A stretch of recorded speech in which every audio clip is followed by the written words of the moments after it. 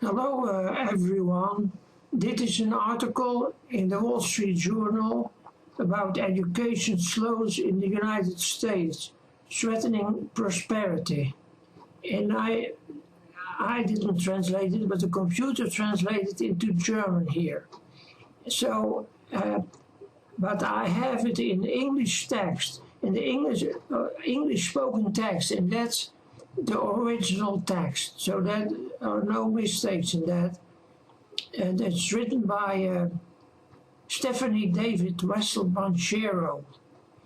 So I will go here with the cursor while the speaker talks, and I will try to keep up with him with the cursor and popping up as soon as he goes over the line here on the bottom. So let's go. Education slows in U.S., threatening prosperity. By David Wessel and Stephanie Banchero. Throughout American history, almost every generation has had substantially more education than that of its parents. That is no longer true. When baby boomers born in 1955 reached age 30, they had about 2 years more schooling than their parents, according to Harvard University economists Claudia Goldin and Lawrence Katz, who had calculated the average years of schooling for native-born Americans back to 1876. In contrast, when Americans born in 1980 turned 30 in 2010, they averaged about 8 months more schooling than their parents. This development already has broad ramifications across the U.S. job market. Those with only a high school diploma had an 8% unemployment rate in March, roughly double that of college graduates, who had a 4.2% unemployment rate. Workers with bachelor's degrees earn 45% more in wages on average than those of demographically similar high school graduates.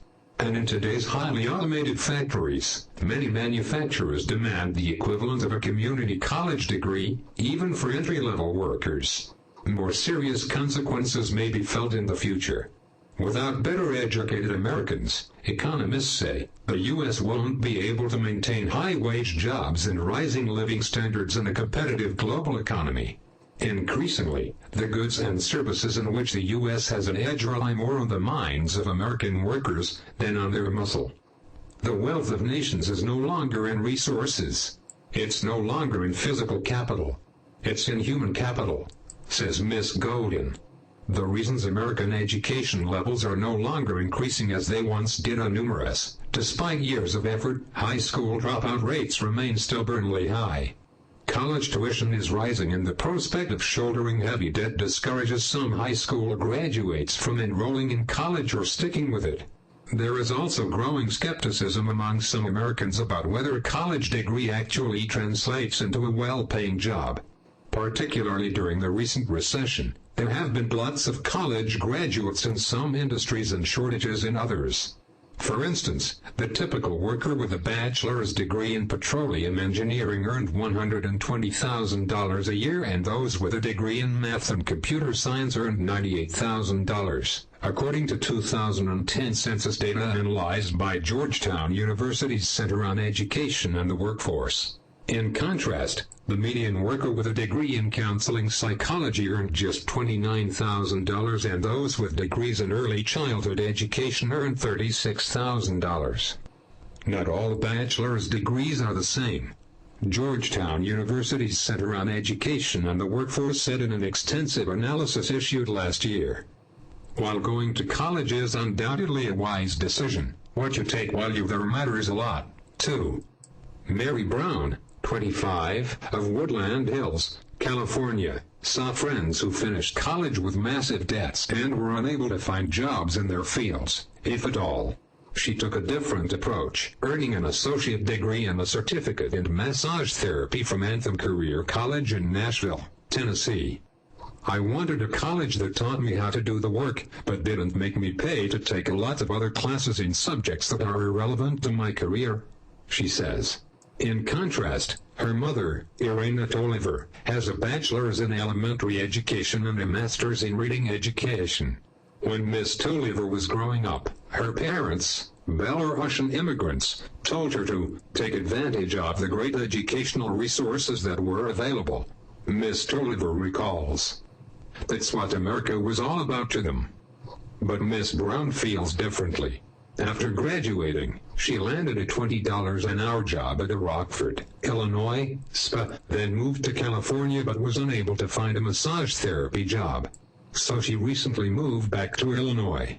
All but about $5,000 of the $21,000 she borrowed for her 18-month program has been paid back. I was working in a career I loved, making a pretty good living, while a lot of my friends were in college and not loving it so much, she says. Now they are facing tons of debt and I don't have to worry about that. Miss Brown isn't unique. Among Americans who turned 25 in the 1970s, only 5% had less education than the parent of the same sex, according to an analysis by Michael Houghton and Alexander Janus, sociologists at the University of California, Berkeley. Among those who turned 25 in the 2000s, 18% of men and 13% of women had fewer years of school than their parents. There is a limit to how much schooling a person can get and to how many Americans have both the ability and interest in a 4-year college degree. But the U.S. is nowhere near that point. 20 countries had higher high school graduation rates than the U.S., including Slovenia, Finland, Japan, the UK, and South Korea, according to the Organization for Economic Cooperation and Development. In the U.S., about 1 in 5 ninth graders drops out before getting a diploma. About 30% of American adults have 4-year college degrees, and there's little evidence that there's a natural ceiling. 30 years ago, the U.S. led the world in the percentage of 25 to 34-year-olds with the equivalent of at least a 2-year degree. Only Canada and Israel were close. As of 2009, the U.S. lagged behind 14 other developed countries, the OECD says. President Barack Obama has vowed to change that. By 2020, he has said, America will once again have the highest proportion of college graduates in the world, defining that broadly to include 2-year degrees. He has proposed that all states require students to graduate from high school or stay in school until age 18, as 21 states do already, and pushed successfully for increases in federal student aid. While not every college grad does better in the job market, statistics consistently show that, on average, the more educated the worker, the better he or she fares in today's job market. For example, 54% of high school graduates over age 25 were working in March, the Labor Department says, while the rest were either looking for work or out of the labor force altogether. Among those with some college, 64% were working while 73% of those with a bachelor's degree or more were working. The problem has evolved over the past few decades. Until the mid-1972s, the share of American men and women in their late 20s with 4-year college degrees rose steadily, fueled by federal student aid for veterans after World War II in Korea and a further expansion of student aid in the 1960s. Then something changed, particularly among men. The fraction of 25 to 29-year-old men who had earned 4-year degrees began a 2-decade-long slide around 1975. After that, fewer young men sought refuge from the Vietnam War draft by going to college. Moreover, a decline in the size of the bonus that college graduates commanded, compared with high school graduates, provided less reason to go to college. More men began going to college in the early 1990s.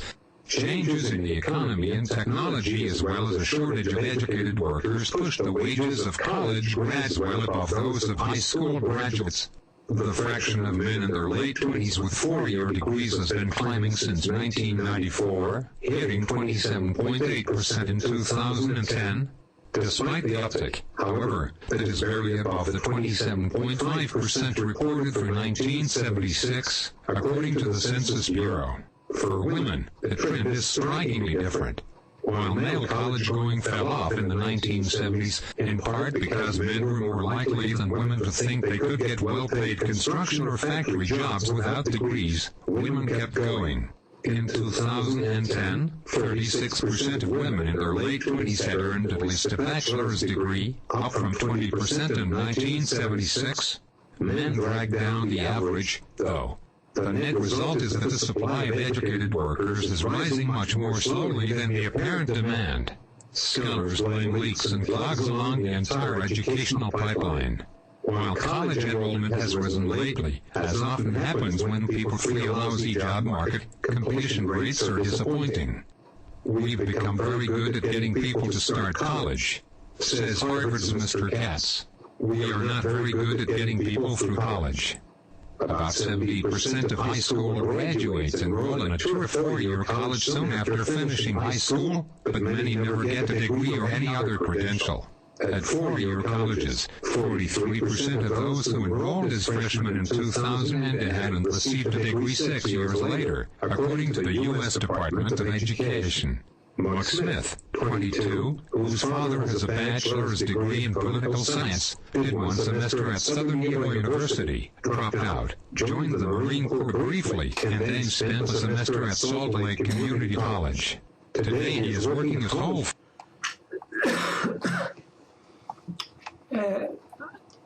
I hope you could keep up with it, guys and gals. I think this is a little bit too high. I can get it. I don't know how to do that. Maybe. No, that's not the way to go. Maybe here. No, that's not the guide either. Anyway, let's go on. We still have quite some to do. I will try to stay more with my cursor here. I didn't do that very much, but it might be more in your advantage when I do that. So let's go. New hires in the meat department. He talks about going back to college, though. I want to be able to take my kids hunting and be able to afford a house and a car, he says. I'll need more education to get a job like that. His dad, Michael Smith, wishes his son had stuck with college. Sometimes, he says, it takes kids a while to figure out what they want and then figure out how to get it. Lately, the rising cost of higher education has emerged as an increasingly visible obstacle to going to and staying in college, and the spotlight on the mountain of student debt has discouraged others. Tuition is up, particularly at public colleges that draw the most students. Over the past 10 years, for instance, average published tuition and fees, not counting room and board, at 4-year public colleges rose by 72% to $8,240 from $4,790, adjusted for inflation, according to the College Board. Sticker prices are misleading because student debt has become more bountiful. After grants as well as tax deductions and credits, the average net price rose by a much smaller sum, $1,160 to $2,490 over the decade, but that is still an 87% increase. Governments and colleges have offered more financial aid, but the complexity of the American system, a dizzying array of grants and loans, tax deductions and scholarships, confuses and sometimes scares off some potential college goers, says University of Michigan economist Susan Dynarski. Today, student debt outstanding now exceeds Americans' total credit card debt. In 2009-10, about 55% of public 4-year college students graduated with debt. On average, they owe $22,000, the College Board says. Alex Gavick, 21, is one of those who don't want to take on college debt. As a teenager, he had fleeting thoughts of studying marine biology in college. Instead, he dropped out of high school, eventually receiving a high school diploma in a second chance program at a community college. Today, he makes $12 an hour at a Park City, Utah, landscaping firm during the summer so he can snowboard daily during the winter. The Greater Society told me I had to go to college if I want to make it in life, but it's not true, said Mr. Gavick, who competes semi-professionally in snowboarding. I don't care about making a lot of money because I'm happy. I'm just living the life. Mr. Gavick said he hopes to have his own landscaping business one day. But in the meantime, he doesn't envy his peers who went to college, many of whom have loans to repay and still haven't found jobs. You spend all this time in school, then you're in debt, then you have to find a job to spend 20 years paying it back, he said. That never made sense to me. So that's the whole story, everyone, and I hope you could keep up with it, and that's it. I will try to format in such a way that can be seen on a small device. Hope to see you back.